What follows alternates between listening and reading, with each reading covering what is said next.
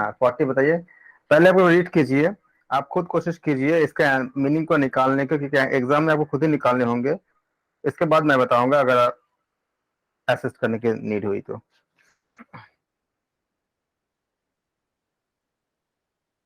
Question 40। Our university teachers intends to study the relationship between the level of aspiration and achievement of rural children. Which design of research will be most appropriate in this context? In this context, aspiration का मतलब होता है आकांक्षा। और जानते rural rural का मतलब जानते ही आप, ग्रामीण होता है। ये जो एस्पिरेशन मतलब होता है, इसका मतलब होती है आकांक्षा हिंदी में, जो लोग हिंदी में कर रहे हैं।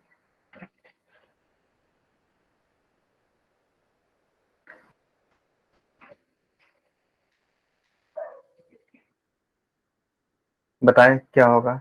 एक्सपेरिमेंटल रिसर्च हो जाएगा, experimental research design, ex post facto research design, historical research design, या survey research design. A university teacher intends to study the relationship between the level of aspiration of and achievement, मतलब जो बच्चे कुछ हासिल करना चाहते हैं, उनके आकांक्षाओं पे, उनकी इच्छाओं पे वो शोध करना चाहते हैं। तो सबसे अच्छा शोध क्या हो जाएगा? 40 का डी बता रहे हैं, कौन बता रहे हैं? रंजना जी बता रहे हैं। और कोई? रंजना जी आप डी जो बताए हो, मुझे खाली ये बताना कि किस वर्ड से आपने कनेक्ट किया आपने। मतलब मैंने काफी, इस लेवल तक हमने काफी कुछ हम ऐसे पढ़ चुके हैं, ये लोग कंटिन्यू क्लास हाँ कर। हाँ सर, बताएं। रूरल है तो हमको सर्वे करना ज्यादा बेस्ट रहेगा, क्योंकि एक तो छोटा एरिया है। ठीक है। हम्म। और फेस टू फेस हम इसका साक्षात्कार करते हैं, तो हम्म। ज्यादा बेटर होगा ना वो सब चीजों के। ठीक है। एक ऐसा वर्ड बताइए जिस वर्ड से आपने वहां तक पहुंचा, आपने सर्वे में पहुंचा। क्योंकि मुझे खाली आपका एग्जाम में खाली उस वर्ड को अगर कनेक्ट कर पाओगे तो आप मैक्सिमम चांस है कि आप एकदम सही में पहुंच जाओगे। उस कौन से ओके। इन या वर्ड है या मीनिंग, आप देखो तीन चीज हो सकता है। एक मीनिंग, एक वर्ड, या एक लाइन। इन तीनों में से एक चीज होगा जो आपको मतलब सही जगह तक पहुंचाएगा, ये चारों में से। वो लाइन या वो मीनिंग या वो वर्ड बताइए जिससे आपने पहुंचा है।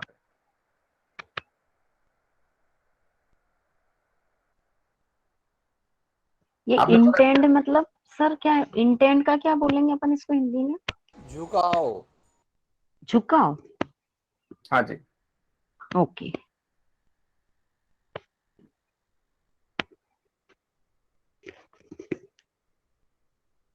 आप कौन से लाइन से, कौन से मीनिंग से आप आंसर तक पहुंचे हो। बाकी लोग सब कोशिश कीजिए, आप लोगों को इससे इंप्रूव ही होगा, ग्रोथ होगा, फटाफट आंसर तक पहुंच जाओगे।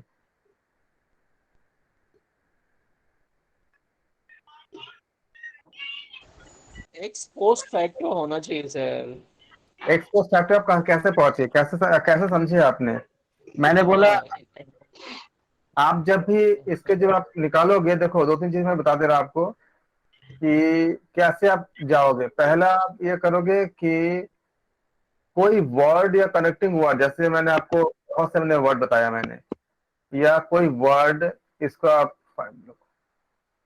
मान लो पहले आप देखोगे इसमें कोई वर्ड या वर्ड, इसको फाइंड करो।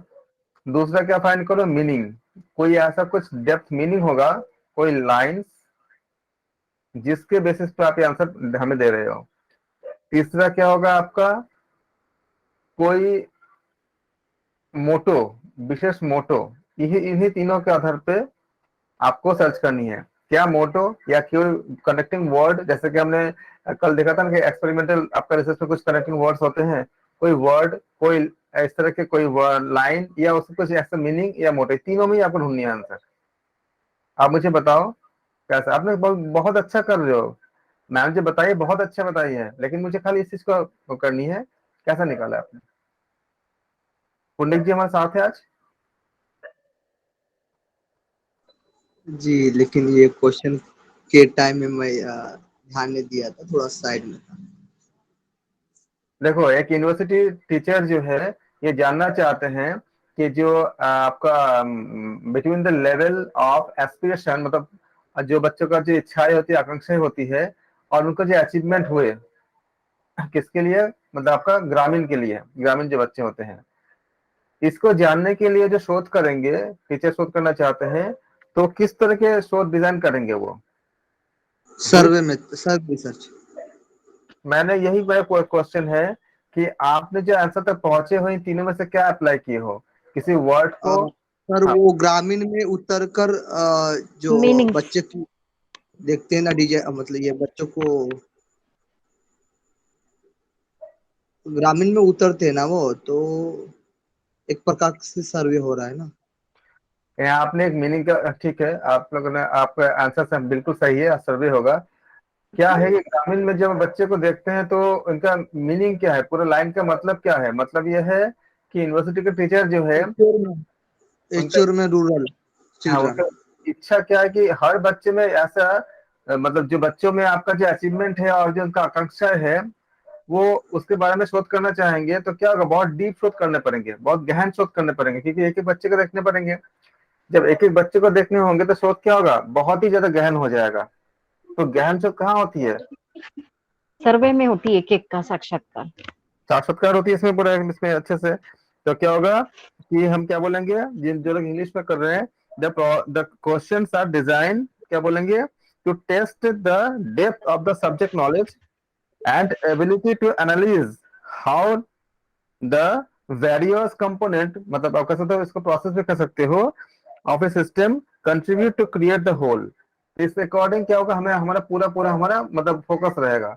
इसके लिए क्या होगा, ऑप्शन डी करेक्ट होगा।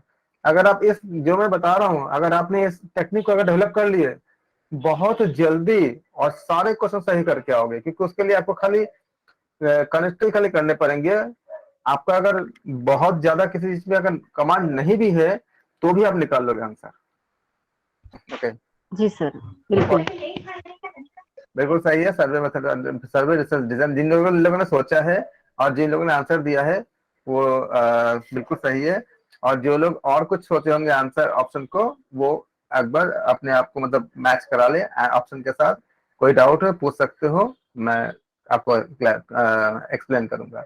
41, in which of the following research method and empirico inductive paradigm is employed? इनमें से कौन से शोध की विधि में आपका ये सारे चीज, आपका पैराडिज्म मतलब क्या होती है, आदर्श होती है। और एम्पिरिकल आप जानती हो, प्रयोग पैराडाइम कल दिया था जब हमने, paradigm was connected to ethics और एथनोग्राफिक। हाँ जी, आदर्श आदर्शता के साथ था। तो आप बताओ इसमें से 41 का, देखो ऑप्शन यहाँ पे एबीसीडी में नहीं है, ऑप्शन इधर है, यहाँ नीचे है। तो आप बताओ इसमें से कौन से आप लोगे?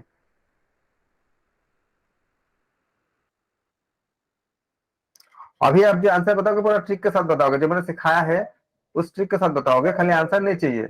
जो मैंने बताया आपको, रॉन्ग आंसर एलिमिनेशन मेथड सिखाया आपको, आप लोगों को। और इस लेवल पे आप लोग काफी अच्छे तक सीख गए होंगे, जो लोग प्रैक्टिस कर रहे होंगे, क्योंकि इसके बाद फिर आप लोगों को ज्यादा रुकना नहीं चाहिए। हमने समय दिया है बहुत ज्यादा। जो लोग बाद में ज्वाइन किए हैं या क्लास नहीं करता, रिकॉर्डिंग में देखे सारे चीजें को। लेकिन इस तरह से हमने डिजाइन किया कि आपको पूरा आ जाएगा, और इसी पैटर्न में हम आगे चलेंगे, हर यूनिट का आपका अच्छे से आ जाएगा। सी 41 का आपने आंसर ए दिया, क्या दिया, सी दिया आपने? 41 से सी दिया, ओके।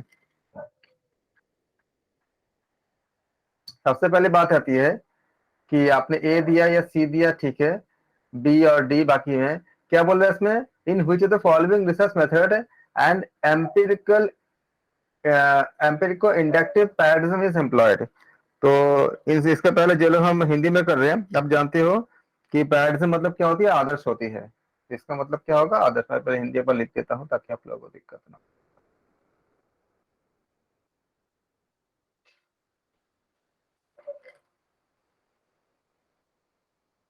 और ये तो होती है, आप जानते हो कि एम्पिरिकल क्या होती है, प्रयोग सिद्ध होती है। एम्पिरिकल इंडक्टिव आगमन जो प्रयोग सिद्ध होती है, आप अच्छे से जानते हैं। नैरेटिव, हाँ जी, कौन सा? नैरेटिव मेथड, ये डी नंबर का ऑप्शन है, ये क्या है सर? नैरेटिव हम बात कर चुके थे इसके पहले भी, कि नैरेटिव मेथड के बारे में हम जो कल जो हम क्लास कर रहे थे, उसमें हम इसको डिस्कस कर रहे थे कि एक्स पोस्ट फैक्टर क्या होती है, ये आप जानते हो कि जो पहले घटना घट चुकी है उसके बारे में। और नैरेटिव क्या होती है आपका, जब हम किसी चीज के अध्ययन करते हैं और एक मतलब हम नैरेट करते हैं, मतलब हम नैरेट मतलब क्या होती है कि जो हम वर्णन। कथावाचक जो होती है, डिस्क्राइब, डिस्क्राइब। हाँ कथावाचक जो होती है उसमें उसको नैरेटिव कहते हैं। तो कथावाचक मतलब यहाँ पे क्या हुआ, जो हम बात करते हैं, मतलब जो हम वर्णन करते हैं उसको हम नैरेटिव कहेंगे। सी आएगा सर आंसर। आंसर सी आएगा। सबसे पहले देखो क्या इसमें है कि कौन सा इथो नहीं हो सकता, पहले आप ये देखो डिसाइड करो कौन सा नहीं हो सकता। क्या आपका एक्सपेरिमेंटल इसमें एक्सपेरिमेंटल हो सकता है 41 में? नहीं हो सकता है सर तो एक्सपेरिमेंट। पैराडाइम से एथनोग्राफिक चाहिए मुझे। तो एथनोग्राफिक जहां जहां ए है वो सब हो सकते, जहां ए नहीं है वो दोनों रिजेक्ट।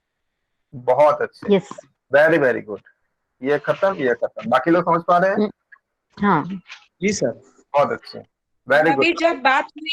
अभी जब बात चल रही है कि एम्पिरिको इंडक्टिव, तो इसमें हम नहीं, एक इसके पोस्ट बाद फैक्ट। सुनो सुनो, इसके बाद आपको क्या देखनी है, जब आपने बी और डी खत्म कर दिया तो ए और सी में क्या, ए और सी में ये दोनों पार्ट तो कॉमन ही है। कॉमन क्या नहीं है, सी और डी। तो आप कल सी और डी में चेक करोगे कि आपके पास टाइम टाइम बहुत कम होता है। सर एक्स पोस्ट हो ही नहीं सकता इसमें, एक्स पोस्ट फैक्टो। हाँ, वही किया एक्चुअली मैंने। वो हाँ। पहले दो सेम है तो सी और डी में कंपैरिजन चल रहा था। तो एक्स पोस्ट फैक्टो और नरेटिव को देखा जाए तो हम्म, नरेटिव ज्यादा बेटर है, क्योंकि वो प्रायोगिक है तो उसको डिस्क्राइब कर सकते हैं हम। लेकिन एक्स पोस्ट फैक्टो तो सिर्फ घटना घटने की बाद वाली चीज है, तो वो यहाँ अप्लाई नहीं होगी। बहुत ही बढ़िया, बहुत बढ़िया मैम, कंग्रेचुलेशन। एक्चुअली मुझे यही चाहिए था। इस तरह से आप करोगे ना, देखो आपको बाकी सब आ रहा है कि नहीं आ रहा है। जब आपने खाली ये पता कर लिया कि कौन सा पहले नहीं हो सकता, तो आपने उसे काट दिया आपने, कि जिसमें आपका ए नहीं है वो खत्म हो गया। तुक्का भी मानना होगा तो आपके लिए ज्यादा चांस हो गई कि आपके लिए ऑप्शन मतलब कम घट गए। इसके बाद ए और बी आप कॉमन है दोनों में, चेक ही नहीं करना है। जो अनकॉमन पार्ट है चेक करना है, इसमें आपने आपने मोस्ट अप्रोप्रिएट निकाल लिया। ऐसा कोई है जिनको समझ में नहीं आया होगा? आप मुझे बताओ, आपके लिए मतलब हम बहुत कोशिश कर रहे हैं, आप लोगों को बहुत अच्छा भला हो जाएगा। जिसका भी डाउट है, जिसको समझ ना आया पूछे। ये टेक्निक आपको मतलब जिस तरह से आपका माइलस्टोन है, निकाल देगा एग्जाम, और बड़े आराम से निकालेगा। पंडित जी आप व्याख्या करें, हाँ जी सर। एक्सप्लेन कीजिए। इसमें सर मैंने भी वैसे ही लगा सर, आदर्श था ना सर पेरेडाजियम, वो आदर्श तो इथोनोग्राफिक में आदर्श आ जाता है। जी तो बिल्कुल। पहले ए ऑप्शन मैंने चुन लिया था, तो ए दो ऑप्शन में था, ए और सी में। हम्म, और बी तो कॉमन था, हम्म, केस स्टडी तो होता है उसमें, गहन अध्ययन करना है तो फिर तो बी तो कॉमन था। और सी और डी में देखना था, हम्म, तो सी तो मुझे पता था लेकिन डी का पता नहीं था। तो सर आपको पूछा सर मैंने, फिर आपने उसका बताया तो फिर मैंने सी मारा सर। Very good. आप लोग देखो इस तरह के क्वेश्चन करने के बाद आप खुद भी कॉन्फिडेंट होते हो कि मैंने जो करके आया बिल्कुल सही करके आया है। मतलब गलत का कोई चांस नहीं, इतनी ज्यादा कॉन्फिडेंस आप में खुद में मतलब बूस्टअप होता है। और इस सब्जेक्ट पे आपका इंटरेस्ट भी क्रिएट हो जाता है। पीएचडी करोगे तो करना ही पड़ेगी आपको, इसके इसके बिना कोई गति नहीं है। मतलब सदगति करना होगा तो इसको करना ही करना है। रिसर्च में आपको ऐसे डूबनी है जैसे कि दूध और पानी मिक्सअप हो जाता है, या दूध और मक्खन मिक्सअप हो जाता है। जैसे भी एग्जाम्पल ले लो, आज कृष्ण जन्माष्टमी भी है, मक्खन का एग्जाम्पल ले लो। तो आपको ऐसे पूरा बननी है अगर आप पीएचडी सोच रहे हो तो, अच्छी जगह से, किसी जगह से 42 कीजिए। और यूनिवर्सिटी अभी आप लोग, मैं ये चाह रहा कि आप लोग खुद पढ़ के आप आंसर तक पहुंचो, मेरे हेल्प ना लगे, क्योंकि एग्जाम में आपको खुद ही पढ़ने होंगे। तभी मुझे पढ़ने पड़ रहे हो, कोई बात नहीं, मैं बता रहा हूँ। Our university teacher plans to improve the study habits of the students in his or her class. Which type of research paradigm will be helpful in this regard? मैं भी थोड़ा स्लो पढ़ दूं ताकि अगर मैंने अगर फास्ट पढ़ दिया तो। Our university teachers plans to improve the study habits of the students in his or her class. एक यूनिवर्सिटी के टीचर प्लान कर रहे हैं कि इम्प्रूव करने के लिए बच्चों के स्टडी के हैबिट्स को उनके क्लास में। Which type of research paradigm will be helpful in this regard? इस विषय में किस तरह के शोध की शोध हम लेंगे, मतलब शोध कौन सा आपका आदर्श शोध होगा? ऑप्शन ए है इवेल्युएटिव रिसर्च। इवेल्युएट मतलब फाइंड करना, आप जानते हो नॉर्मली बताते हैं कि इवेल्युएटिव आपका जो कोई मैथ्स वगैरह करते हो उसमें लिखा होता है। तो पहला क्या है आपका? Evaluative research paradigm. सेकंड क्या है? Fundamental research paradigm. थर्ड क्या है? Applied research paradigm. फोर्थ क्या है? Action research paradigm. बताओ कौन सी होंगे? बहुत आसान क्वेश्चन है, आप लोग फटाफट निकाल लोगे। क्वांटिटी का डी पंडित जी बता दिए हैं। अभी देखते हैं बाकी लोगों का। सर हमने ये बताया 40 आपने ये बताया। Okay evolution. ओके, बाकी लोग कोशिश करें 42 का क्या होगा।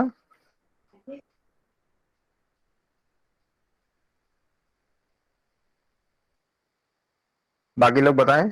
42 का डी, संजय जी डी बता रहे हैं, रंजना जी ये बता रहे हैं, बाकी सब पंडित जी डी बता रहे हैं। ओके, इसके पहले कि मैं इसका व्याख्या करूं, मैं कुछ चीजों को लिखवा देता हूं आप लोग, इसको आप लोग कॉपी पेन लेके साथ में बैठो, अब लिख लो, ताकि मेरे फ्यूचर क्वेश्चंस में आपको कोई दिक्कतें ना हो। क्योंकि यहाँ तो मैं आंसर बोल दूंगा फट से, और मैं थोड़ा सा आपको रिलेट भी कर दूंगा, लेकिन आपको कुछ जानना जरूरी है। तो मैं एक नोट्स लिखवा रहा हूँ, इसको आप लिखो, ये आपको बहुत जगह काम आएगा। एक्शन रिसर्च में ये क्या होती है आपका बताओ? वो ये एक आपका ऐसा मेथोडोलॉजी होती है जो क्या होता है आपका ट्रांसफॉर्मेटिव होती है। मतलब आपका उसका किसी का चेंज करने के लिए, मतलब उसके एक्शन को, उसके क्रिटिकल रिफ्लेक्शन को, और इस तरह की जो होती है वो कई तरह के साइकिल या स्टेप्स में हम इसको डिवाइड करते हैं, पहले भी हम बता चुके हैं। कुछ ऐसे आपका गोल होता है इसमें, जब तक कि गोल तक पहुंच नहीं जाते हैं, इसमें कुछ स्टेप्स होते हैं। मैं आपको स्टेप्स लिखवा देता हूं, आप स्टेप्स को लिखिए, और फिर आपको आगे, ये क्वेश्चन तो हो ही जाएगा, आगे के क्वेश्चंस के लिए भी बहुत हेल्पफुल होगा। तो पहला स्टेप होता है, फर्स्ट स्टेप क्या होता है? Identify a problem to be studied. सबसे पहले तो हमने लिखवाए थे सबसे पहले आप लिखोगे क्या? प्रॉब्लम को, जिसको आप स्टडी करोगे वो प्रॉब्लम को हम पहले फाइंड करते हैं। सेकंड क्या होती है? हम लोग collect data on the problem. तो हम क्या करते हैं? कलेक्ट डेटा ऑन द जो प्रॉब्लम है उसके आधार पे। थर्ड क्या करेंगे? थर्ड याद रखिएगा, organise analyse and interpret the data. Organise, ये आपको बहुत जगह काम आएगा, ये जो हम लिखवा रहे हैं आपको। ऑर्गेनाइज, एनालाइज और एंड इंटरप्रेट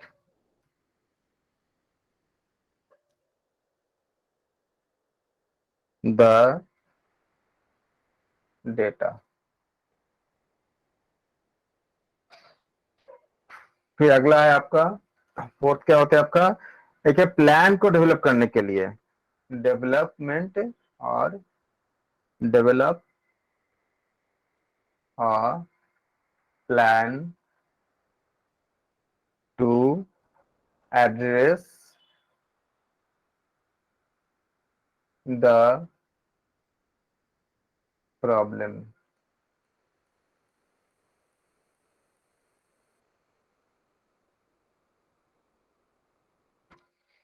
पांचवा क्या होता है आपका? फिर हम प्लान को इम्प्लीमेंट करेंगे। Implement the plan. मैं इसलिए लिखवा रहा हूँ कि आगे के बहुत से क्वेश्चंस में ये काम आ जाएगा। सिक्स क्या है आपका? Evaluate the result. जो रिजल्ट आता है उसका इवेल्युएट करिए।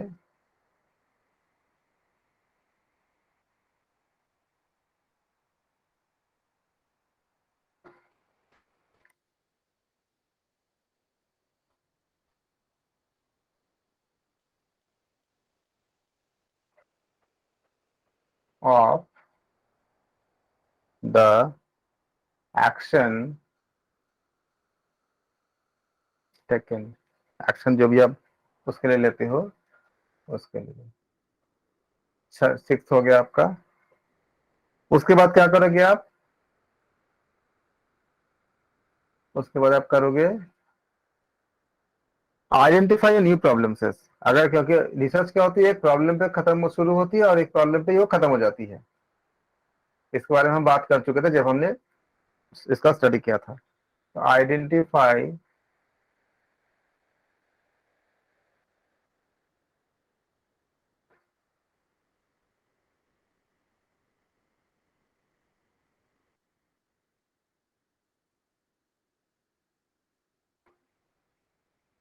न्यू प्रॉब्लम,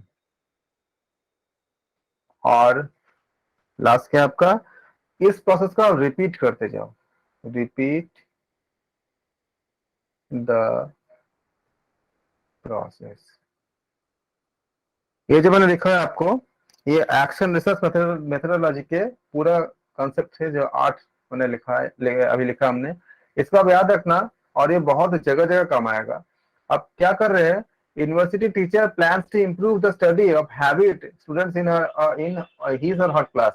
ये कैसी है, ये पूरा जिन्होंने डी दी है, उमेश सिंह जी भी डी दे रहे हैं। आप ये सोचे टीचर क्या कर रहा है, ये क्या कोई सामूहिक है? जिन्होंने ए बताए थे, ये कोई सामूहिक है? सामूहिक नहीं है। कोई, मैंने ये भी बताया था, क्लासरूम में जब कोई टीचर करते हैं तो कुछ वो एक्शन लेते हैं बिना, जैसे अगर कोई बच्चा अगर कुछ अगर मिसबिहेव करता है क्लास में, तो टीचर क्या करते हैं, एक्शन लेते हैं। बोलते हैं ना, देखो मतलब अब इसके ऊपर एक्शन होगा। तो उस एक्शन लेने से क्या होती है, उसको तुरंत ही उसका रिजल्ट मिलती है। तो कौन सा होगा इसमें? इसमें आपका फोर्थ करेक्ट है।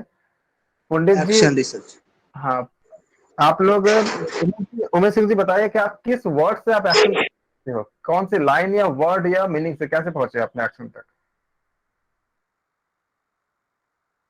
सर पे मैं इस तरह से पहुंचा कि वो वही है ना कि जैसे टीचर कुछ ना कुछ एक्शन लेगा तभी जाके उसको पता चलेगा। अच्छा, ठीक है। हाँ, ठीक है ना, वो तभी उसको पता चल पाएगा। तो इस वजह से हमने एक्शन लिया है। ओके। एक्शन रिसर्च तब होती है जब कोई इंसान कोई इंडिविजुअल लेवल पे अपने पर्सनल प्रॉब्लम को सॉल्व करने के लिए काम करता है। एक टीचर की ये पर्सनल प्रॉब्लम होती है कि वो उनके, ये कोई सामूहिक नहीं, कोई मतलब आपका किसी जैसे रैगिंग आपका पूरा सामूहिक है, आपका मतलब सामाजिक समस्या है। तो ये कोई सामाजिक समस्या नहीं है, क्योंकि वो उनके क्लास के बारे में है। तो क्या वो पर्टिकुलर हो गया, मतलब एक आपका इंडिविजुअल हो गया। तो जब कोई इंडिविजुअल कोई आपका शोध करता है, तो उसमें अप्लाइड वगैरह कुछ नहीं होता। उसमें क्या होती है, एक्शन होती है, जिसके इसी वर्ड से, क्योंकि टीचर क्लासरूम में जब करेगा तो इंडिविजुअल लेवल पे, और तुरंत आपको रिजल्ट चाहिए। उनको उनको क्या चाहिए, रिजल्ट उनको उनको तुरंत चाहिए। तो टीचर्स जो क्लास में करते हैं उसका रिजल्ट तुरंत आती है, और उस समय हम एक्शन रिसर्च करते हैं। इसका हमने पहुंचा, बहुत अच्छा। आप लोग काफी अच्छे अच्छे बोल रहे हो, वेरी गुड। हाँ जी, बोलिए। सर मोस्टली तो सारे क्लासरूम के और टीचर के एग्जाम्पल सारे एक्शन रिसर्च पे ही जा रहे हैं ना। हाँ जी, वो एक्शन भी होता है, क्योंकि एक तो इंडिविजुअल होता है, तुरंत आपका, अगर कोई टीचर अगर कोई कोई बात करेगा, कुछ करेगा, तो रिजल्ट, उसका परिणाम तुरंत ही मिलेगा। ऐसा नहीं होगा कि टीचर ने अभी बोला तो उसका परिणाम 6 महीने या 6 महीने बाद आएगा। जी। अप्लाइड में क्या होता है, समय लगता है, और हम्म। आपका एक्शन एक्शन ही होता है इसका ये। ओके, 43 विच एमंग, 42 में किसी को डाउट तो नहीं है? डाउट होता है आप माइक करके पूछ सकते हो, मोस्ट वेलकम है। विच among the following is not, यहाँ तो नॉट को हाईलाइट कर दिया गया, कभी कभी हाईलाइट नहीं करते, और अगर हाईलाइट नहीं करते तो हम नॉट को अगर हम कंसिडर नहीं करेंगे तो हमारा आंसर उल्टा हो जाता है। क्या ख्याल रखिएगा। Which among the following is not related to qualitative research, इनमें से कौन सा गुणात्मक शोध में नहीं है? आप बताओ। Thematic analysis, case study, discourage analysis, survey method.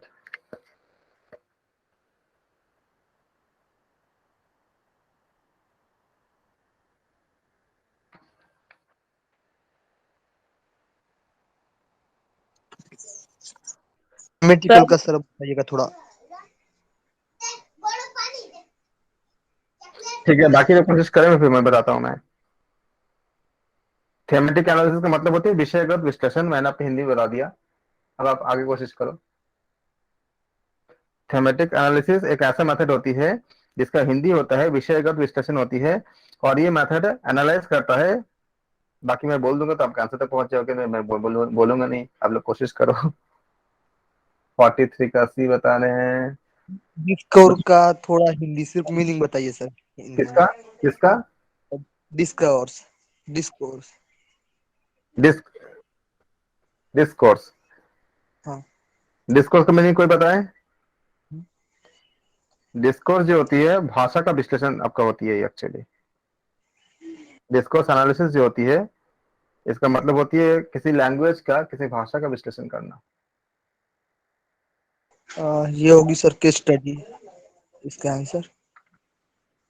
Case study में जाओगे आप। ठीक है, हाँ अपने सर। आंसर पहुंचे सब लोग, इसके बाद तो मैं बताऊंगा आपको। सर केस स्टडी तो क्वालिटेटिव का ही एक पार्ट है जो आपने बताए थे हमें क्लासिफिकेशन। ठीक है, आप लोग अपने भी हिसाब से आंसर तक पहुंचे। 43 का क्या क्या आंसर दे रहे हैं आप लोग? 43 का उमेश सिंह जी डी बता रहे हैं, नरेंद्र जी डी बता रहे हैं, रंजना जी सी बता रहे हैं। ओके, और किसी का आंसर?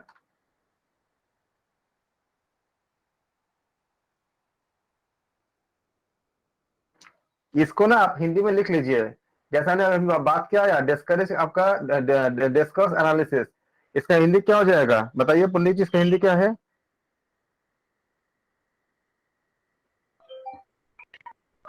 सर हम बताएं? नहीं नहीं, अभी मैंने बताया था ना, बताओ पंडित जी, अब क्या क्या आपने याद किया? डिस्कोर्स भाषा। एनालिसिस मतलब सर सर्वे मेथड आएगा सर।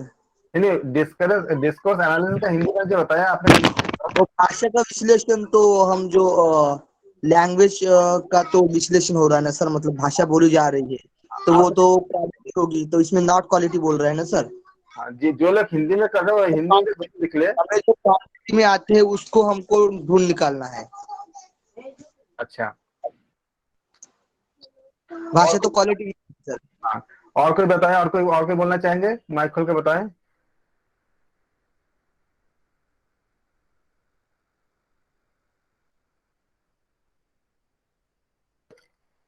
माइक खोल के बताएं, और कोई?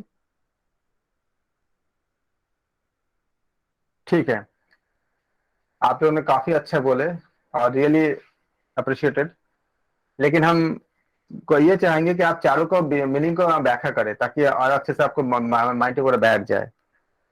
सर्वे रिसर्च जो होती है ये मोस्ट ऑफ क्या होती है, फंडामेंटल टूल होती है। सारे किसके लिए होती है? क्वांटिटेटिव के लिए होती है। जो सर्वे रिसर्च होती है ना, ये सबसे महत्वपूर्ण आपका होती है किसके लिए? क्वांटिटेटिव रिसर्च के लिए होती है। सर्वे ये करता है कि रिस्पॉन्स करता है, क्वेश्चंस आपका दे लेता है और उसके बाद उसका जैसे ऑनलाइन पोल हो गया, सर्वेस हो गए या क्वेश्चनर्स हो गए, इन सबसे हम काम करते हैं। एक बात आती है इसमें थेमेटिक एनालिसिस, इसको भी जान लीजिए कि यहाँ तो क्या ऑप्शन इसमें एप्लीकेबल नहीं, लेकिन होता क्या है। थेमेटिक एनालिसिस एक ऐसा मेथड होती है, क्या करता है वो एनालाइज, क्या करता है क्वालिटेटिव डेटा को, याद रखिएगा अगर किसी और क्वेश्चन आए तो। क्वालिटेटिव डेटा के लिए क्या होती है? थेमेटिक एनालिसिस होती है। थेमेटिक एनालिसिस का मतलब क्या हुआ हिंदी में? हिंदी में बताएं, अभी मैंने बताया था, पंडित जी बताएं। विषयगत विश्लेषण, पर्टिकुलर विषय के साथ संबंध में। विषय का विश्लेषण। बाकी जो लोग हिंदी में कर रहे हैं वो भी मैं बताया, सबका मुझे नाम नहीं पता इसलिए मैं सबका नाम नहीं ले पा रहा हूँ। आप लोग भी बताएं जो लोग हिंदी में तैयारी कर रहे हैं, क्योंकि हिंदी इंग्लिश दोनों आने चाहिए। तो क्या होता है ये जब विषय का हम विश्लेषण करते हैं तो हम क्या क्या होती है, थेमेटिक एनालिसिस एक मेथड होती है जो क्वालिटेटिव डेटा के लिए बहुत एप्लीकेबल होता है। इसमें नॉट लिखा हुआ है, तो नॉट लिखा हुआ है इसलिए ये कट गया। क्यों कटा? क्योंकि इसमें नॉट लिखा हुआ है। फिर आप क्या करोगे, ये नॉर्मली क्या होती है आपका थेमेटिक आपका एनालिसिस कहाँ होती है? जहाँ पे सेटअप आपका टेक्स्ट होता है, जैसे इंटरव्यू हो गया, इस तरह के जो आपका होती है वहां पे अप्लाई होती है। डिस्कस एनालिसिस जो होती है ये आपका कॉमन क्या होती है, ये भी आपका एक क्वालिटेटिव रिसर्च मेथड होती है, जिसमें कहाँ पे अप्लाई होती है? ह्यूमैनिटीज हो गया। इसको आप लोग याद रखिएगा, अपने नोट्स में लिख दीजिए, जो मैं बता रहा हूँ आपको, आगे के क्वेश्चन में काम आएगा ये। डिस्कस एनालिसिस कहाँ कहाँ अप्लाई होती है? जहाँ पे हम वो भी क्वालिटेटिव के लिए ही होता है, लेकिन कहाँ कहाँ होती है? जब हम ह्यूमैनिटीज के ऊपर या सोशल साइंस के डिसिप्लिन के ऊपर, जिसमें आपका सोशियोलॉजी हो गया, एंथ्रोपोलॉजी हो गया। एंथ्रोपोलॉजी का मतलब क्या हुआ? मानव जाति का विज्ञान को हम एंथ्रोपोलॉजी कहते हैं। एंथ्रोपोलॉजी हो गया, साइकोलॉजी हो गया, या कोई जितने भी हम कल्चरल स्टडीज करते हैं उसमें भी हमारा इसमें ये डिस्कस एनालिसिस का यूज होते हैं। आगे किसी क्वेश्चन में आएगा तो आप इसको याद रखिएगा। इसमें हम स्टडी करते हैं किसी के आपका लिखने का, बोलने का, भाषा का, उनका संबंध क्या होती है। आप देखते हो ना, हम बात करते हैं ना कि बहुत से हम पशु पक्षियों की भाषा को हम अभी समझ पा रहे हैं। तो कैसे समझ पा रहे हैं? बोले आपका शोध हो रहा है, रिसर्च हो रहा है। किस पे रिसर्च हो रही है उसको क्या बोलेंगे? ये सब आपको किस में आती है? डिस्कस एनालिसिस आती है। अभी बताया जा रहा है कि 2000 मतलब 50 के आसपास या उसके आसपास हम दूसरे जानवर से हम बात भी कर सकते हैं, ऐसा भी हो सकता है। तो ये जो शोध हो रही है लगातार, कहाँ पे हो रही है? इसका एक पार्ट होता है डिस्कस एनालिसिस में हम इसको अध्ययन करते हैं। इसके एम क्या होती है कि अंडरस्टैंड करना कि किस तरह से लैंग्वेज जो होती है वो रियल लाइफ सिचुएशन में हमारा काम आती है। यहाँ तक कोई दिक्कत है किसी को? क्योंकि ये चीजें नई नई थी, इसलिए मैंने इसको एक्सप्लेन कर दिया कि ये होता क्या है। सबको क्लियर हो गया? क्वेश्चन तो एक माध्यम होती है, इससे हम बहुत यस सीखते सर। बहुत कुछ है। फिर केस स्टडी तो आप जानते ही हो, केस स्टडी क्या होती है, इसको बहुत बार हम बात कर चुके हैं। ये आपका क्वालिटेटिव रिसर्च के साथ आपका मेथोडोलॉजी होती है जो कॉमनली आपका सोशल साइंस के संबंधित होती है। मैं जो बार बार बोले जा रहा हूँ ना, बताए आपको, ये सब कनेक्टिंग वर्ड है। सोशल साइंस के साथ कौन से जुड़ेगा? केस स्टडी जुड़ेगा। जितना मैं बोल के गया ना अभी ना, सब आपका कनेक्टिंग वर्ड है कि क्या किस तरह से आप किसी ऑप्शन तक पहुंचोगे। मैंने बोला कि डिस्कस एनालिसिस कहाँ कहाँ होती है? Anthropology, psychology, cultural studies, sociology, ये सारे जगह पे आपका सोशल साइंस है। सोशल साइंस से संबंधित जितने भी आपका डिसिप्लिन है, ह्यूमैनिटीज, इन सब में क्या होती है? आपका डिस्कस एनालिसिस होती है। ये सब कनेक्टिंग वर्ड था। इन सब में ऐसा कोई भी ऑप्शन अगर रहेगा आपका क्वेश्चन में तो आप इसको जोड़ सकते हो उस समय। इसीलिए मैंने इतने सारी चीज आपको बताया, क्योंकि ये सब कनेक्टिंग वर्ड है जो आपको आंसर तक पहुंचा देगा और ऑप्शन तक पहुंचा देगा। और केस स्टडीज मेथड में हम क्या करते हैं? नॉर्मली सोशल साइंस को हम इस्तेमाल करते हैं। खासकर क्या काम करते हैं? जब हम बहुत इन डेप्थ स्टडी कर रहे होते हैं, हम जब किसी चीज का जब हम एक्सप्लोर करना चाहते हैं, मतलब अगर एक्सप्लोरेटरी में जाते हैं, एम्पेरिकल अगर इन्वेस्टिगेशन करते हैं, या किसी आपका किसी सिंगल इंडिविजुअल के ऊपर अगर काम करते हैं, या ग्रुप में भी हो सकता है, कोई फेनोमेना में काम करते हैं, रियल लाइफ कॉन्टेक्स्ट पे काम करते हैं, या किसी हमें अंडरलाइन किया हुआ किसी प्रिंसिपल पे काम करते हैं, ये सब क्या हुआ? आपका कनेक्टिंग वर्ड है। कि जब आपका बहुत सिमिलर सिमिलर आपका ऑप्शन रहेगा, तब इन वर्ड से आप अलग अलग कर सकते हो। बाकी लोग नहीं कर पाएंगे। जिन लोगों ने इस कनेक्टिंग टेक्निक से पढ़ाई नहीं की है, उन लोगों के लिए बहुत दिक्कत होती है, क्योंकि बहुत मतलब मिलता जुलता आंसर मिल जाती है। ये केस स्टडी क्या करता है आपका? ये रियलाइज करता है कि मल्टीपल सोर्स ऑफ एविडेंस, उनके बेनिफिट, प्रायर डेवलपमेंट और पर्टिकुलर थियोरेटिकल चीजों को आपको एक्सप्लेन करता है। ये जितने भी बात बता रहा हूं मैं, इस समय नेट का इतनी ज्यादा मतलब वो है कि वो पेपर्स की इतनी ज्यादा अच्छे से मतलब चेंजेस एक डेप्थ तक लेके जा रहे हैं कि जिन बच्चों को इन सब चीजों को बहुत गहराई से पता हो वही आंसर तक पहुंच पाए। क्योंकि बहुत ज्यादा बच्चे हो रहे हैं और नेट पे नॉर्मली देखो 6% ही नेट निकल पाते हैं, 1% को जीआरएफ निकल पाते हैं। तो उनको नॉर्मल क्वेश्चन से तो बच्चे निकाल ही लेंगे, इसलिए वो इस तरह से चेंज कर रहे हैं। यही सब आपका कनेक्टिंग वर्ड है जो आपको क्वेश्चन आंसर में ऑप्शन को डिफर कर देगा, जबकि लगेगा कि हाँ एक ही तरह का मतलब मिलता जुलता सारा है। देखो अभी आपने देख रहे थे ना कि इवेल्युएटिव रिसर्च भी किसी ने बोला था ना ऑप्शन में 42 के लिए, लेकिन क्या था? एक्शन रिसर्च था। ये 2019 का क्वेश्चन था। तो हमने इसको पूरा डिस्क्राइब किया, ये चारों को। एक क्वेश्चन था, इसमें 4 ऑप्शन थे। मैंने चारों ऑप्शन को आपको बहुत डिटेल में समझाया और इनके कनेक्टिंग वर्ड समझाया कि अगर ये आता है तो कब करोगे। तो आपका क्या होगा? 43 का आंसर क्या हो जाएगा? डी ऑप्शन सही होगा। Option D. ऑप्शन डी तो सही है, लेकिन मुझे समझाना था बाकी सब चीजों को, इसलिए हमने थोड़ा समझ लिया। किसी को डाउट हो तो पूछे, और समझ में आगे तो भी बता दे।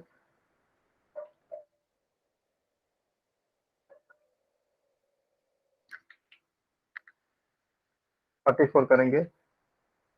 A college teacher does research with a view to depict the reality situation relating to home condition of the students and hostel provided for. Which of the following research format will be helpful to do so? किस तरह के शोध आपका काम करेगा? यहाँ पे आप लोग कोशिश करो करने की।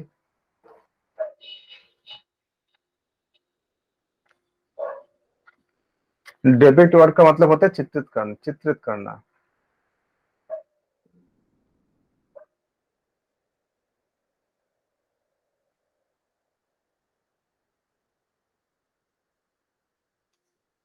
A college teacher does research with a view to depict the reality situation relating to the home condition of the students and hostel provided for it. Which of the following research format will be helpful to do so? 44 का बताएं कौन सा answer होगा? B आएगा sir. B आएगा। 44 का B. बाकी लोग क्या बोलते हैं? 44 का बी आएगा। नो सर, सी। सी आएगा। सी क्यों आएगा? क्योंकि पार्टी हम यहाँ ऑब्जर्वेशन करेंगे ना सर, हाँ जी हम सच सच जानने के लिए ऑब्जर्वेशन बेस्ड रिसर्च करेंगे। जी बिल्कुल। तो हम इसको ऑब्जर्व करेंगे, डिस्क्रिप्टिव नहीं करेंगे। इसमें वर्णन क्या करना है बोलो? आप ऑब्जर्व करोगे ना कि भाई उनको कैसा है, कंडीशंस कैसे हैं, जो हॉस्टल में है, जो घर पे है, आप इसको डिस्क्राइब कैसे करोगे? आप उसको ऑब्जर्व ही करोगे ना कि उनका खान पान, उनका बाकी सब चीजें अच्छे से मिल रहा है नहीं मिल रहा है, तो क्या करोगे आप? Option C is correct. ठीक है।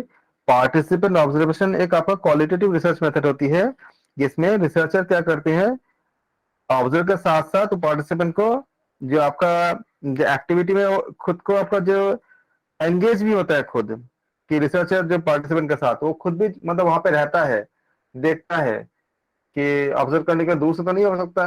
किसी को अगर ऑब्जर्व करनी है तो उसके साथ अगर रह लेगा, उन बच्चों के साथ हॉस्टल में भी रह लेंगे और देखेंगे कि उनके साथ क्या समस्या आती है। घर में वो तो घर पे तो हर कोई रहता है, अपने घर का पता ही होता है कि घर में कैसे कैसे होते हैं, लेकिन हॉस्टल में उनके साथ अगर रहेंगे तो उनके समस्या को ज्यादा ऑब्जर्व कर पाएंगे। तो क्या हो जाएगा? Participant observation based research. Very good, बहुत अच्छे। मैम आपने सर इसमें पार्ट से भी हम रिलेटेड कर सकते हैं ना, पार्टिसिपेंट मतलब पार्ट लेते हैं हम यहाँ पे, ये इससे जोड़ सकते हैं उस समस्या के खोज के लिए। हाँ एक्चुअली ऑब्जर्व करने के लिए आप इसको जो आपने पेपर में पढ़े थे, अगर आपने एमए योगा करके आए हैं या एमएससी योगा करके आए हैं, वहाँ पे आपका पेपर भी था एक सेमेस्टर में, उसमें बताया भी गया था कि हम कब इस समय अगर ये इस शोध के बारे में, वो सिलेबस में भी था। रिसर्च आपका सिलेबस में तो आया हुआ था, क्योंकि अगर आप एमए योगा करके आए हो तो एमए योगा में ऑलरेडी है ये टॉपिक। उसमें बताया भी जी गया जी। था कि हाँ पार्टिसिपेंट, जी। हाँ जी, उसको ऑब्जर्व करके, वो वहां उसके साथ रह करके फिर उसको समझता है कि क्या क्या दिक्कतें हैं, क्योंकि ऊपर से देख के तो समझ नहीं आता है। तो ये पार्टिसिपेंट ऑब्जर्वेशन बेस्ड रिसर्च है ये। और नीचे क्लियर हो गया? बाकी सबको क्लियर हो गया? जी सर। ओके। 45। उमेश जी आपने भी सी बोला, वेरी गुड। नंदिता जी आपने भी सी बोला, वेरी गुड। जिन लोगों ने, अगर किसी को डाउट हो तो मोस्ट वेलकम, आप पूछ सकते हो माइक खोल के। ये गोल्डन अपॉर्चुनिटी है, इतना डिटेल में समझाना संभव नहीं होता है, लेकिन मैंने बहुत चीज सोच करके एक एक क्वेश्चन पे मैं काम कर रहा हूँ।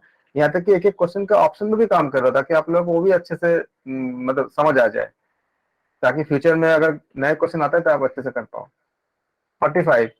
In an intervention-based action research process, which of the following is the usually recommended sequence? Plan, act, मैंने बहुत बार बोल चुका आपने उसको, आप बताओ कौन सा आंसर होगा? कितनी बार रिपीट होती है चौथी बार।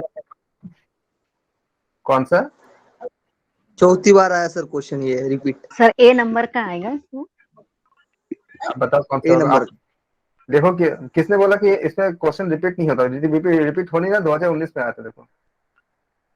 नहीं सर, आपने करवाए थे उस मतलब आपने करवा रहे हैं ना, तो ये चौथी बार आया है। हाँ मैंने मतलब जहां जहां पे क्वेश्चन रिपीट हुआ है, मैंने खाली क्वेश्चन लिया है। अब तक के जितने क्वेश्चन उन्होंने मतलब आया हुआ है, वो क्वेश्चन किसी और ईयर में भी आया होगा तभी इसमें आया है, मतलब इसमें मैंने इसको इंक्लूड किया है। अगर जैसे 19 में आया ना, इसमें 19 के पहले भी कहीं आया होगा। मतलब 4 बार हो गया सर। हम्म। तो एकदम पूरा बैठ गया आपके माइंड पे पूरा। ऑप्शन ए सब पे बोले, ऑप्शन ए, वेरी गुड। हमें साइकिल में समझाया भी था आप लोगों को। किसी को डाउट है तो पूछ सकते हो अभी भी। प्लान, एक्ट, इसका भी याद होता PAOR, इससे हम इसको याद करते हैं, PAOR, plan, act, observe, reflect. देखो पंडित जी, इंग्लिश में अच्छा होता है ना, आसान होता है ना याद करना कुछ चीजें।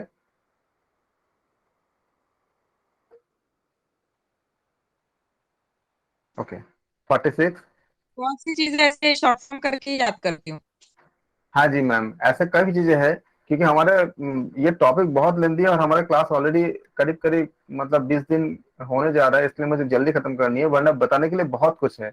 बहुत कुछ का शॉर्ट फॉर्म होता है, बना सकते हैं वो, तो इसलिए मैं क्वेश्चन कर रखा, मतलब मैंने सोचा कि हम जब कोई और यूनिट भी पढ़ेंगे उस समय में मैं बीच बीच में जो है इसका जो पास्ट ईयर क्वेश्चन हम करते रहेंगे, और साथ साथ आपको मैं मतलब आप लोगों को मैं वो ट्रिक और ये जो आपका कोड वगैरह मैं बताते रहूंगा। सर क्वेश्चन इसको फॉर। ना मैंने कैसे किया कि सबसे पहले तो प्लान करते हैं किसी चीज को, हाँ जी। उसके बाद उस पे एनालाइज क्या कहते हैं एक्शन लेते हैं, उसके हम्म। लिए डाटा वाटा जो जो है इकट्ठा करते हैं, हम्म। फिर उसको ऑब्जर्व करते हैं और हम्म। तब जाके कंक्लूजन लेते हैं, बिल्कुल रिफ्लेक्ट सही करते किया हैं। एकदम।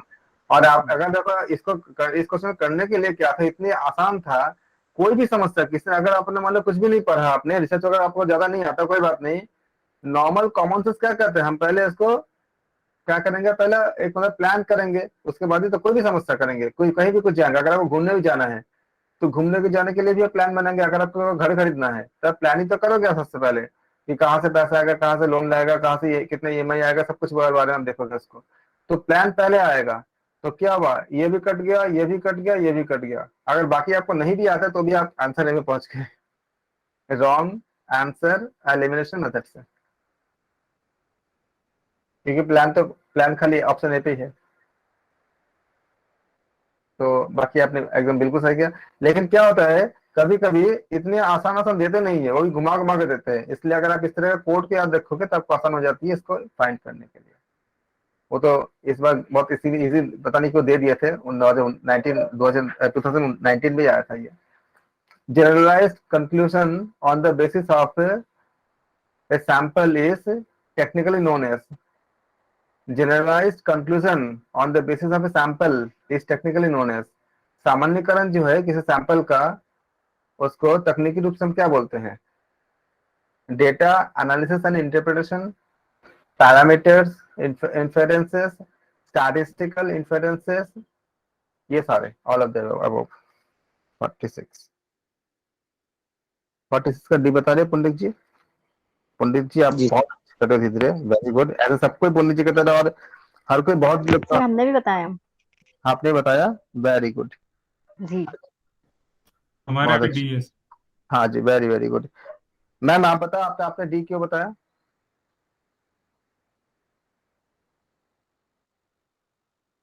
सर एक्चुअली क्या, ये जो सारे कंक्लूजन के जो मेथड दे रखे हैं वो सारे सही है ना सर, हाँ जी, क्योंकि हम डाटा एनालिसिस और ये भी करते हैं। क्या मुझे दिख नहीं रहा, छोटा है, ठीक है, अच्छा। इंटरप्राइजेशन जी है ना। और जी फिर पैरामीटर भी इसका एक क्राइटेरिया है, एक पैमाना है। ये स्टेटिस्टिकल भी है जो हम सांख्यिकी का उपयोग करते हैं, ये सारी चीजें ही हैं। जी according to subject and situation ये सारे पैरामीटर हैं। जी, बिल्कुल सही। इसमें कुछ बातों का जिन लोगों को, जो लोग हिंदी में कर रहे हैं ना, उनको मैं बता देता हूँ। इसमें जो आपका इन्फेरेंस का मतलब होती है अनुमान लगाना, अनुमान होता है इसको, ये आप लोग हिंदी लिख लीजिए, क्योंकि ये वर्ड बार बार आएगा तो आपको दिक्कत ना करे समझने में। इसका मतलब होती है अनुमान करना, जो लोग हिंदी में।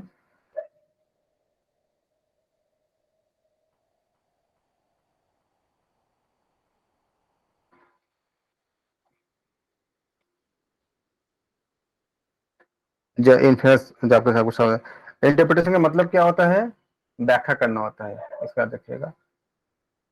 ये इसको, क्योंकि ये वर्ड बार बार रिपीट होंगे, तो आप इसको एक बार हिंदी लिख लीजिए तो दिक्कत ना हो।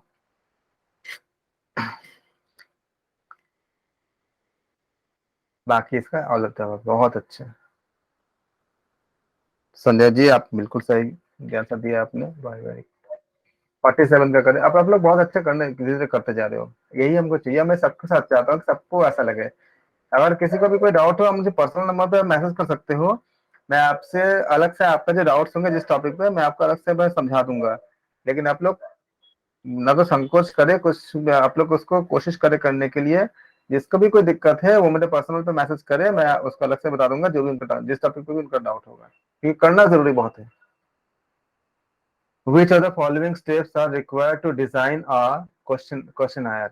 इनमें से बताइए कि किसमें क्वेश्चन आयर यानी प्रश्नोत्तरी आवश्यक है।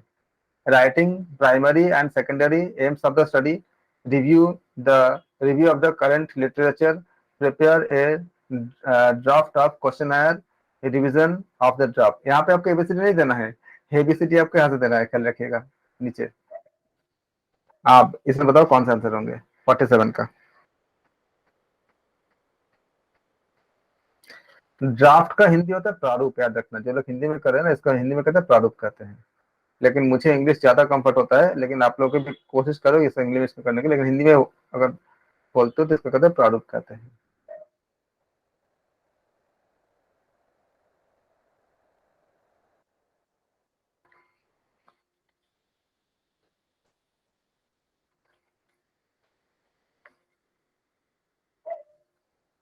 सर हमने दे दिया इसका आंसर। 47 का डी बता दिया, ओके। बाकी लोग बताएं, और यस। कोई 47 का ये बताएं, उमेश सिंह जी। डी बताएं, तुक्का। ओके, बी का तुक्का, ओके ठीक है। आ 47 मैम आप बताओ कि आपने 47 का डी तक क्यों पहुंचे, कैसे पहुंचे मतलब।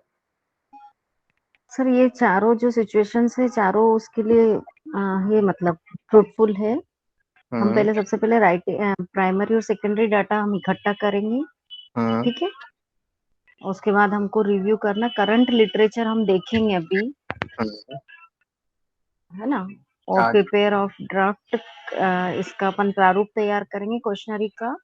उसके ओके। बाद हम ये जो है हमारा क्या बोलते प्रारूप, इसका हम्म, रिवीजन करेंगे। ठीक है।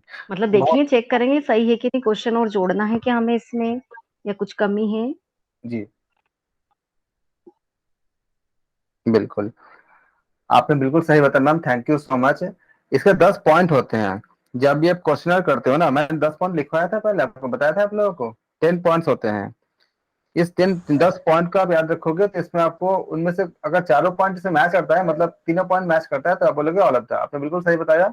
लेकिन इसके टोटल टोटल क्वेश्चनर के लिए जो डिजाइन करते हैं, इसके मेनली 10 स्टेप होते हैं। मैं लिखवा देता हूँ 10 स्टेप क्या होती है, कि आपको आगे का आगे, क्योंकि यहाँ तक आपका तीन ही मतलब आपका दिया है, ये होते 10 है। किसी और क्वेश्चन में बाकी बाकी में से कोई आ सकता है, तो अगर आप 10 को याद रखोगे तो आपको आगे का कोई भी क्वेश्चन आएगा तो कोई दिक्कत नहीं होगी। पहले क्या होती है, मैं शॉर्ट शॉर्ट में बताता हूँ आपको ताकि जल्दी हो जाए। पहले क्या करते हैं हम लोग, राइट करते हैं, राइट ए स्टडी प्रोटोकॉल। राइटिंग करते हैं, राइट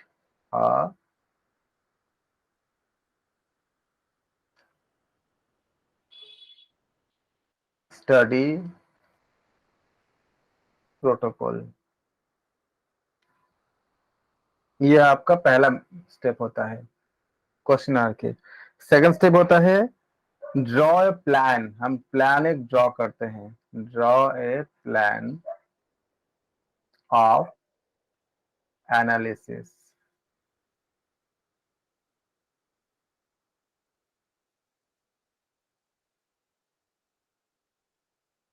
थर्ड आपका होता है draw a list of information needed, draw a list of information, जो जो चाहिए आपको।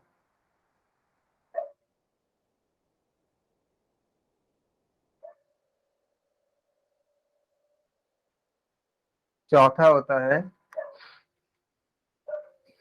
डिजाइन करते हैं हम लोग,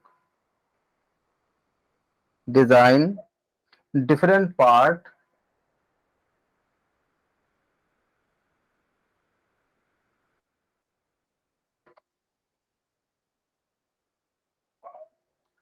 ऑफ द क्वेश्चन। पांचवा होता है, या ऐसे पूरा कर दो इसको, जो क्वेश्चन आंसर होती है।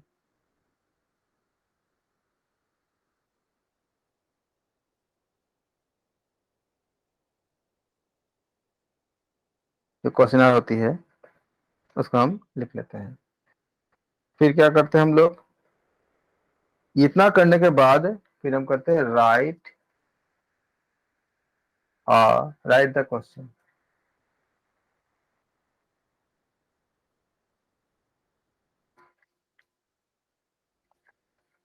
जी आप क्वेश्चन आपको, क्योंकि ये सब आपको करने पड़ेंगे। आप जब एक क्वेश्चनर बनाओगे ना, जब आप शोध करने के लिए, तो आपको ये करने पड़ेंगे, ये सारे स्टेप्स मैं बता रहा हूँ आपको। आपने क्वेश्चन आपने लिख लिया, उसके बाद क्या करोगे, डिसाइड ऑन द ऑर्डर कि किसके बाद कौन सा क्वेश्चन आना चाहिए। Decide on the order of the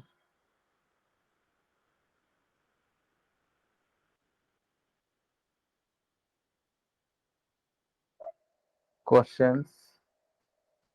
जो आप क्वेश्चन पूछोगे किसके बाद कौन सा क्वेश्चन आएगा, इसको आप डिसाइड करते हो जब क्वेश्चन आप बनाते हो। फिर आता है सातवां पॉइंट, क्या होती है, कंप्लीट द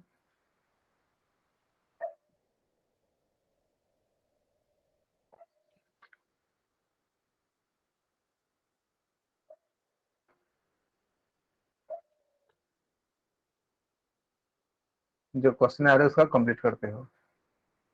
फिर आठवां पॉइंट क्या आता है, वेरीफाई करते हो। वेरीफाई द, जो आपने बनाया है वो कंटेंट जो है, verify the content and style of the question, कि सही है कि नहीं है। ये बहुत मतलब महत्वपूर्ण टॉपिक है, इसलिए बार बार ये आएगा, तो मैं आपको स्टेप्स लिखवा दे रहा हूँ। सर 7 नंबर में जो आपने कंप्लीट दी क्वेश्चनर, कंप्लीट मतलब क्या चीज करते हैं इसमें?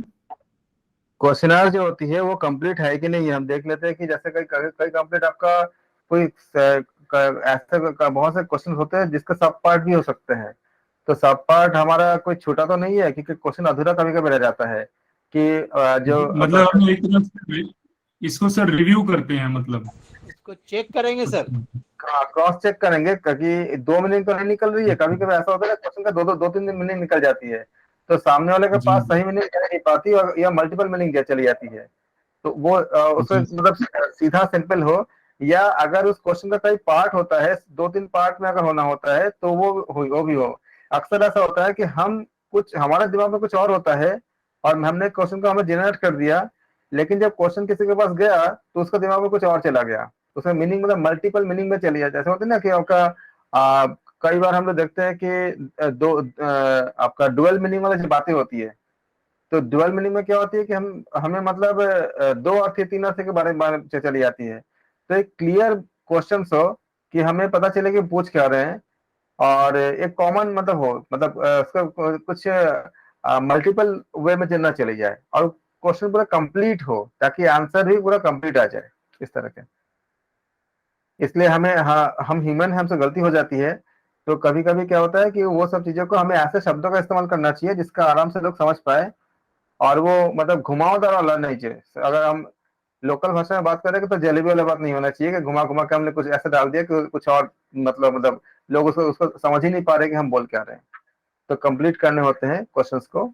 और अगर वो क्वेश्चन मान लीजिए अगर अगर साइंस के संबंधित है, कि अगर साइंस के संबंधित अगर कोई क्वेश्चन कर रहे हो आप, तो उसको भी जो लॉजिकल पार्ट है, जैसे आप उनको पूछना चाहते हो कि बारिश होने का कारण क्या समझते हो, तो उसके क्वेश्चन पूरा कंप्लीट होना चाहिए कि बारिश का होने का रीजन क्या है, अगर आप पूछना चाहते हो तो। इस तरह के, अगर अगर सामाजिक विज्ञान का अगर कोई प्रश्न है, तो उसको भी, सामाजिक विज्ञान के प्रश्न जब बनाते हो तो उसमें बहुत सारे मतलब ब्रांचेस बन जाती है, क्योंकि व्यूज अलग अलग हो जाते हैं। तो आपको एक ही सेंटर पे लानी होती है कि सबको मतलब उसका एक कॉमन आंसर दे सके। जैसे मान लीजिए कि अगर आपने जेंडर इक्वलिटी में अगर क्वेश्चन बनाया आपने, तो उसको ऐसे क्वेश्चन बन सकता है कि जिसके अलग अलग राय हो सकते हैं लोगों की। तो आपको क्वेश्चन इतने मतलब आपका इसमें इम्पैक्ट होना चाहिए कि टू द पॉइंट हो इन सब चीजों को लेकर।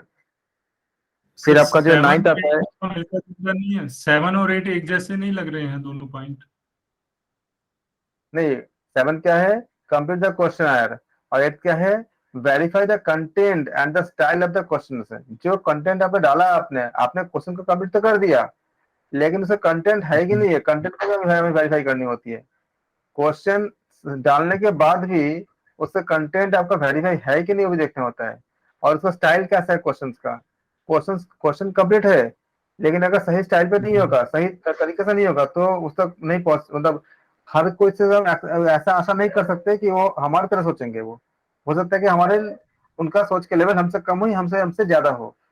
तो हमें कंटेंट को वेरीफाई भी करने होते हैं, कि जैसे हम बताते हैं, हम जितने भी यहाँ पे बात बोलते हैं ना, जैसे मैं जब भी कोई एग्जांपल देता हूँ, तो मेरे माइंड पे ऐसा हमेशा रहता है कि जो बात मैं यहाँ बोल रहा हूँ वो वेरीफाइड हो या वो ऑथेंटिक हो। ऐसा कुछ बात ना बोल दूं जो खाली मेरा निजी विचार हो और वो वेरीफाइड ना हो। जैसे जब मैं एग्जाम्पल देता हूँ कि अनुलोम विलोम करने से आपका या तो नाड़ी शुद्धन करने से आपका तनाव कम होती है, तो वेरीफाइड है वो उसका सारा कंटेंट। मतलब जितने भी मैं इसको कर रहा हूँ कि एग्जाम्पल भी ऐसा बनाओ कि जिससे उस एग्जाम्पल से भी आपको फायदा हो। जबकि एग्जाम्पल मैं तमाम बना सकता हूँ ऐसे इधर उधर का, लेकिन उससे जो ज्यादा कुछ फायदा नहीं होगा, क्योंकि आप लोग योग के विद्यार्थी हो। तो ये क्या हुआ, आपका ये स्टाइल हुआ और कंटेंट का वेरिफिकेशन भी हुआ। ये जब हम क्वेश्चन बनाते हैं तो बनाते समय हमारे माइंड पे ये अगर आप एक मतलब प्रोफेशनल हो, अगर आप एक मतलब एक्सपर्ट हो, तो आपके हर बात में वो मतलब वेटेज होना चाहिए, एक मतलब गमक होना चाहिए कि आप एग्जाम्पल भी दे रहे हो, तो एग्जाम्पल में भी इतने सारे इन्फॉर्मेशन होना चाहिए कि खाली एग्जाम्पल से भी एक आपका जो सामने वाला या आपका जो लर्नर है काफी कुछ सीख सकता हो। इस तरह से हमें मतलब हर वर्ड आपका बहुत वैल्यूएबल है, इस तरह के हम इसको डिजाइन करते हैं और कंटेंट को वेरीफाई भी करते हैं, इसलिए अलग है। 7 और 8 एक नहीं है, अलग है। क्लियर हो गया? जी जी क्लियर। फिर हम 9वां में क्या करते हैं, ये करने के बाद फिर हम करते हैं कंडक्ट अ पायलट स्टडी, कि हमने जो सारा कुछ बना दिया उसका कितना मतलब सही है, इसके लिए जानने के लिए हम क्या करते हैं, पायलट स्टडी करते हैं।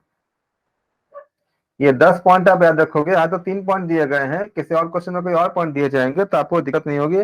और क्वेश्चनर आपको बनाने पड़ेंगे जब अगर आप पीएचडी वगैरह करोगे, तब आपको ये सब चीजें बहुत काम आएगा, अगर आप अभी से पढ़ के रखे हो तो, पढ़ के रखोगे तो। फिर इसके बाद आपका रिफाइन करते हैं, रिफाइन योर क्वेश्चन आया। बार बार इसको और मतलब प्यूरिफाई, और आपने देखा कि और कैसे छोटे में कैसे मैक्सिमम मतलब इम्पैक्ट कर सकते हो, इसे करो तो रिफाइनिंग करना।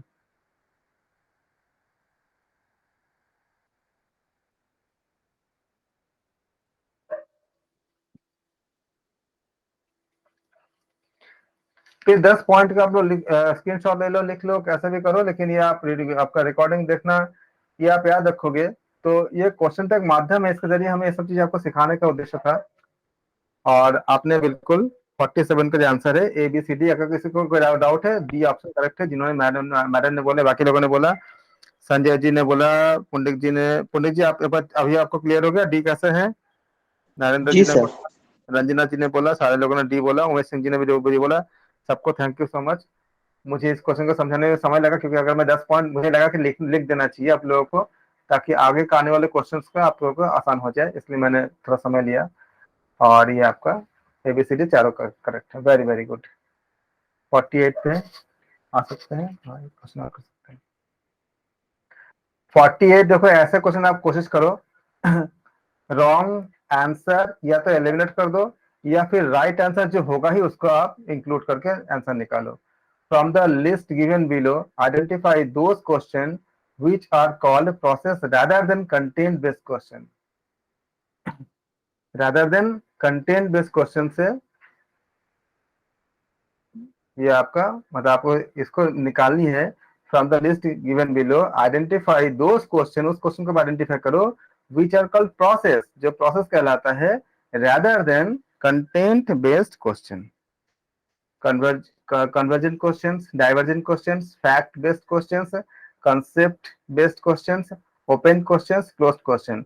अब इसमें से आपको अगर ये क्वेश्चन बहुत बड़ा सा लग भी रहा है और ऐसा भी लगता है कि हाँ कोई चीजें हमको, कुछ चीजें 1 से लेकर 6 में के अंदर कुछ आपको नहीं भी आ रहा है, तो भी अगर आप रॉन्ग आंसर एलिमिनेशन या करेक्ट आंसर पे आपको इंक्लूशन, इस मेथड का अप्लाई कर लो, आंसर पहुंच जाओगे।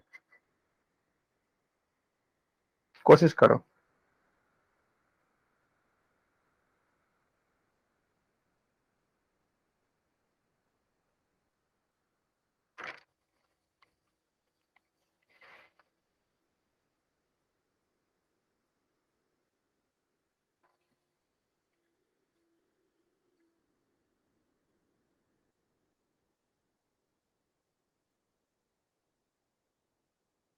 बताओ कि इसमें थर्ड हो सकता है क्या? फैक्ट बेस्ड क्वेश्चन हो सकता है? हाँ कि नहीं, थर्ड और चेक करो, क्योंकि थर्ड क्या है आपका, बी में भी है और ए में भी है। अगर थर्ड हाँ या ना होगा तो आपका 2 ऑप्शन कट जाएंगे। अगर थर्ड हाँ होगा तो सी और डी कट जाएंगे, और अगर थर्ड अगर ना होगा तो ए और बी कट जाएंगे। तब बताओ थर्ड क्या है? Concept based question.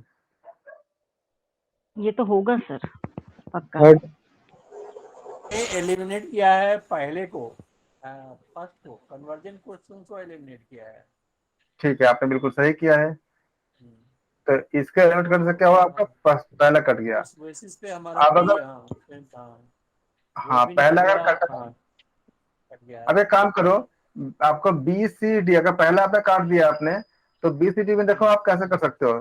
थर्ड आपका बी में है, 6 आपका कोई चीज कॉमन है, फोर्थ नहीं कॉमन नहीं है, 4 5 6 है, सेकंड सर थर्ड फोर्थ। हमने देखा कि फोर्थ जरूर होना है, फोर्थ जरूर फोर्थ जरूर होना होना है, है। क्योंकि अगर वहाँ फोर्थ, हाँ जरूर है। अगर फोर्थ होना है तो फोर्थ तो तीनों में है, हाँ तो अब इसमें कोई फायदा नहीं हाँ है। फोर्थ, हाँ फोर्थ तीनों में है ना, तो उसको देखो जिससे आप कुछ कटे।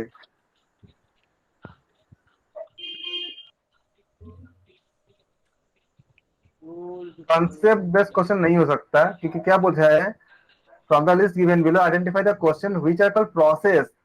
तो प्रोसेस में कंसेप्ट कहाँ पे आती है?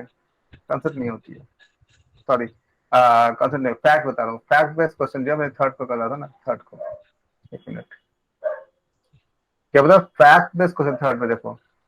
तो फैक्ट का अगर हम चेक करना चाहेंगे, क्या पूछा है इसमें, list the identify below the given those question which are called process.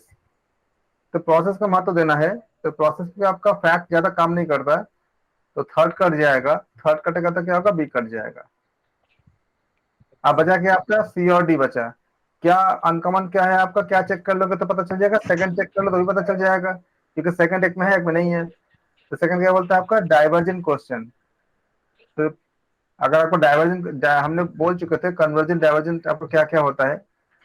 अगर आप डाइवर्जेंट में अगर आप कंफर्टेबल नहीं हो, तो फिर चौथा भी, चौथा दोनों में है, चौथा दोनों में है, हाँ चौथा दोनों में है। पांचवा चेक कर लो, पांचवा भी दोनों में है। तो चौथा भी दोनों में है और पांचवा भी दोनों में है। चेक क्या करना है, फोर्थ और नहीं, सेकंड और सिक्स को चेक करना है। सिक्स क्या बोल रहा है, क्लोज्ड क्वेश्चन। तो क्लोज क्वेश्चन तो होगा क्लोज्ड नहीं, नहीं आएगा, तो नहीं बचा क्या आएगा। आपका, बचा आपका। ये मैं ये बता रहा हूँ टेक्निक, अगर आपको नहीं भी आ रहा है तो आप कैसे निकाल लोगे, ऑप्शन डी तक पहुंच गया आपने। और बाकी सब हमने व्याख्या कर ही चुके हैं। ओपन एंडेड क्या होती है, क्लोज एंडेड क्या होती है, कंसेप्ट क्या होती है, फैक्ट क्या होती है, ये सब हम व्याख्या कर चुके हैं। इस तरह से आपने रॉन्ग आंसर एलिमिनेट करके आप चेक कर लो सारा क्या दिया। डी में क्या क्या ऑप्शन है, सेकंड है, फोर्थ है, फिफ्थ है, तीनों को पढ़ लो एक बार। सेकंड क्या है आपका, डाइवर्जेंट क्वेश्चन, ये हम बात कर चुके थे। फोर्थ क्या है आपका, कॉन्सेप्ट बेस्ड क्वेश्चन, और फिफ्थ क्या है आपका, ओपन क्वेश्चन। तो डाइवर्जेंट आपका क्वेश्चन आपका जो होती है वो ओपन क्वेश्चन से काफी मैच करता है। इससे भी देख के आप, अगर आपने परिभाषाओं को याद रखा है तो आपके लिए बहुत आसान हो जाता है। इन सब के जो 6 के 6 बताए गए हैं, इन सबको हमने डिफाइन कर चुके हैं बहुत डिटेल में, बहुत मतलब एग्जाम्पल के साथ। अगर आपको ये डेफिनेशन भी याद होगा, तो आप खटाखट खटाखट जो है आपको रॉन्ग को आप एलिमिनेट कर दोगे, तो ऑप्शन डी करेक्ट हो जाएगा। क्लियर हो गया सबको? संजय जी आपने डी बताया था, आपने डी कैसे बताया था संजय जी? सर इसमें पहले तो हमने ये जैसे कन्वर्जेंट डाइवर्जेंट में, कन्वर्जेंट नहीं डाइवर्जेंट जैसे लगा हमें, और दूसरा ओपन को, ओपन और क्लोज में ओपन ही होगा इसमें, जैसे ओपन से जैसे स्टार्ट करके चले हम जो है, तो फिफ्थ फिफ्थ जो है 2 में ही आ रहा था, फिर सी और डी में से सिर्फ सेकंड और 6 में से हमें एलिमिनेट करना था। क्लोज क्वेश्चन से एलिमिनेट हो गया तो डी आ गया उससे। तो उमेश जी आपको क्लियर हो गया ना, बी नहीं होगा डी होगा। बाकी कुलदीप जी भी आपको भी क्लियर हो, आपने 48 का क्या डी दिया था ना, 48 का मैंने तीनों में आंसर डी दिया। मजा आया? नहीं लगाया सर, मैंने आंसर समझ में आ गया सर। अच्छा कोई नहीं, थैंक यू सर। क्लियर हो गया ना, ठीक है। तो हम यहाँ तक किया हमने, और कुछ क्वेश्चन पहले हमारे खत्म हो जाएगा, फिर हम अगला आंसर करेंगे। तो हम यहाँ तक रखते हैं, 48 तक हमने किया। इस टेक्निक को याद रखिएगा, जो जो मैंने नोट्स लिखाया इसको याद रखिएगा, ये बहुत जगह काम आएगा और भी जगह पे करने के लिए। और फिर हम कल 49 से करेंगे।